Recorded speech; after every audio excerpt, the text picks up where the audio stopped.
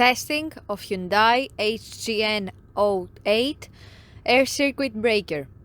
The basic settings will be set by the customer. For testing, we add a 220 volt AC power supply. At first, we trip the breaker manually.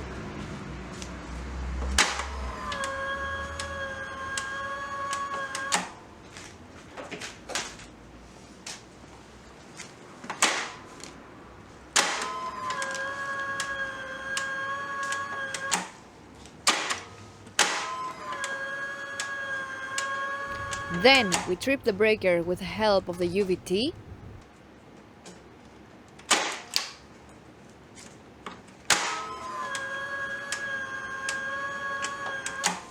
Next, we perform a short time delay test and the breaker trips almost instantly.